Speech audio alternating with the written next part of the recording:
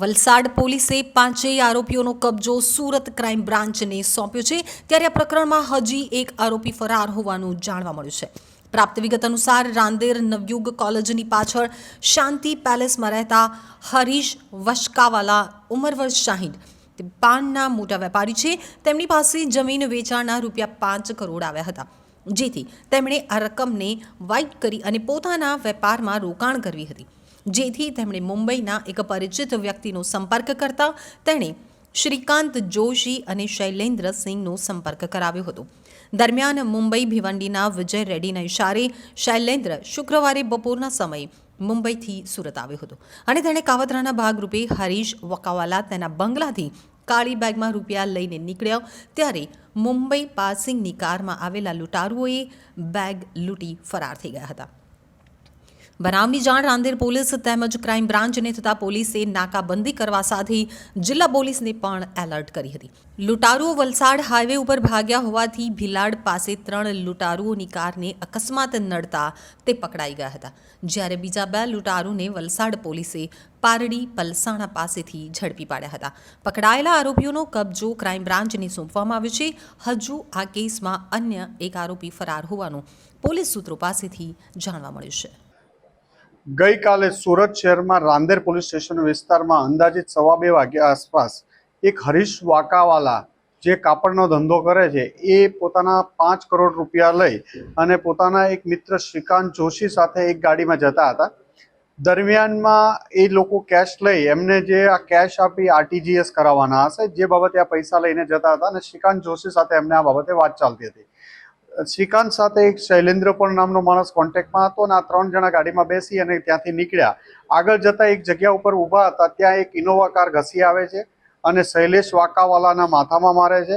શૈલેન્દ્ર પેલી ગાડીમાં બેસી જાય છે અને શ્રીકાંત જોશીને પણ પેલા લોકો જબરજસ્તી એ ગાડીમાં બેસાડી દે છે અને એમના ગાડીમાં રહેલી 6 અલગ અલગ બેગો, જેમાં 4 બેગમાં 1-1 કરોડ રૂપિયા અને 2 બેગમાં 50-50 લાખ એમ કુલ 5 કરોડ રૂપિયા ની ધાડ પાડીને આ લોકો બપોરના 2:30 વાગ્યા આસપાસ રાંદેર વિસ્તારમાંથી ભાગી જાય છે।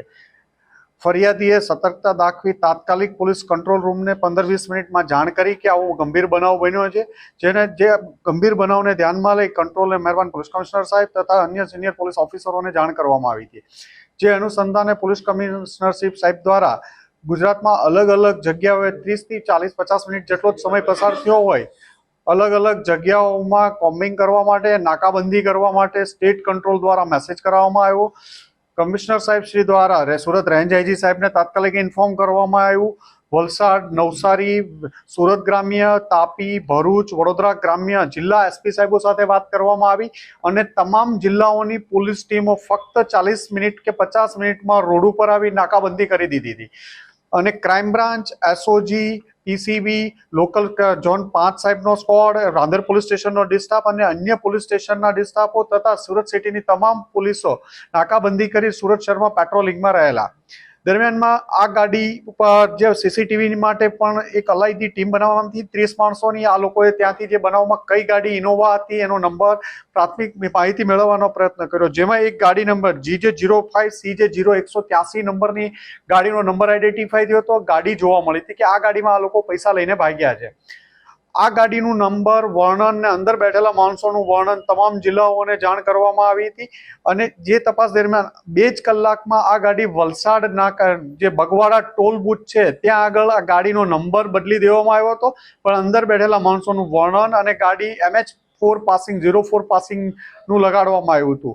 તો જે આધારે એ પોલીસની હાઈવે ઉપર વલસાડ LCBની ટીમને જોઈ અને ભાગવા જતા એમણે પીછો કર્યો અને પીછો કરીને આગળ જતા 2 અસમો કયુમ પાશા શેખ જે મુંબઈ ભિવંડીનો રહેવાસી છે અને એની સાથે શૈલેન્દ્રસિંહ જે જોગેશ્વરી મુંબઈનો રહેવાસી છે, શૈલેન્દ્રસિંહ કુંજબિહારી, આ બંનેને પકડી પાડવામાં આવ્યા। એમની પાસેથી અંદાજે 4 કરોડ 54 લાખ જેટલા રૂપિયા મળ્યા છે, ઇનોવા ગાડી મળી આવી છે અને આ આખી એમો જોઈએ તો આમની સાથે 9 માણસોની ટીમ 2 ગાડીમાં આવેલી હતી. એક ગાડીમાં 5 માણસો અને બીજી ગાડીમાં 3 માણસો. અને શૈલેન્દ્ર પહેલેથી આમની પાસે આરટીજીએસના પૈસાના બાને આવેલો હતો અને બીજા માણસોને ટીપ આપી અને ધાડ પાડવાનો આ લોકોએ પ્લાન કરેલો હતો. આ નાકાબંધી દરમિયાન પોલીસની અલગ અલગ ટીમો જોતા બીજી જે ગાડી હોન્ડા અમેઝ હતી એ ભાગવા જતા એમાંથી 3 ઈસમો ગાડી એક કન્ટેનર સાથે એક્સિડન્ટ થતા 3 માણસોને હોસ્પિટલાઇઝ કરવામાં આવ્યા હતા, જેમાં 2 ને ડિસ્ચાર્જ કરતા એમની પણ ધરપકડ કરવામાં આવી છે. ત્રીજાને સુરત ટ્રાન્સફર કરવામાં આવ્યો છે સિવિલ હોસ્પિટલમાં.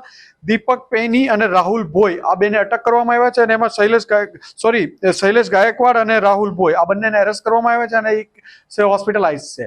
આમ ગણતરીના 3 કલાકમાં સુરત પોલીસ અને વલસાડ પોલીસ અને અન્ય ટીમોની મદદથી 4 કરોડ એક મોટી ધાડને અંજામ આપતા મુદ્દામાલ અને આરોપી સાથે પકડી પાડવામાં આવ્યા છે.